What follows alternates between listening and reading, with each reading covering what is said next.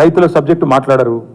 నిన్న ఒక పాపం ఒక విలేకరు నిజాయితీగా అడిగిండు రేవంత్ రెడ్డి గారిని, 2 లక్షలు రుణమాఫీ చేస్తా అన్నారు కదా సార్, ఇంకా చేయలేదు కదా మరి మీరు ప్రజలు అడుగుతున్నారు అంటే వెకిలి నవ్వులు. చెప్పి ఆయనే చెప్పిండు కదా, ఎవడు కమిటీ కమ్మన్నాడు ఆయనను? పేద సిపాయి లెక్క మాట్లాడితే మొగోను అయితే అంటాడు కదా. నేను అంటున్నా రేవంత్ రెడ్డి మొగోను అయితే చెయ్యి రుణమాఫీ, ఎవడాపిండి ఆయన నిన్ను? చెయ్యి రుణమాఫీ, చెయ్యి 2 లక్షలు రుణమాఫీ చెయ్యి. నువ్వే అన్నావు కదా December 9 అని, చెయ్యి. పాయింట్ ఏంటంటే ఈ చిల్లర మాటలు కాదు కదా ప్రజలు చూసేది. అల్టిమేట్గా 4 రోజులు నడిపిస్తారు బై టైంపాస్, అటెన్షన్ డైవర్షన్. ఓ రోజు గొర్రెల స్కామ్ అంటాడు, ఓ రోజు బర్ల స్కామ్ అంటాడు, ఓ రోజు ఫోన్ ట్యాపింగ్ అంటాడు, ఓ రోజు కాళేశ్వరం స్కామ్ అంటాడు. ఇవేనా ఇక? అసలు పని లేదా? మంచిలు ఇచ్చేది లేదు, సాగునీరు ఇచ్చేది లేదు, పంటలు ఎండితే పట్టించుకునేది లేదు, రైతులకు రుణమాఫీ లేదు, కొత్త ఇన్వెస్ట్మెంట్లు రావు. ఇవేం చెప్పరు. ఇడికెళ్ళి కంపెనీలు పారిపోతుంటే మాట్లాడరు. ఇవేం ఉండవు. ఏముండాలి?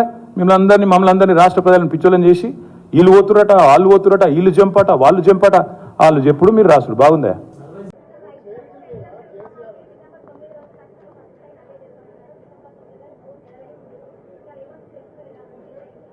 ఎవరంటారు అమ్మా? ఎవరంటారు? మీరు ఎందుకంత సీరియస్గా తీసుకుంటారు?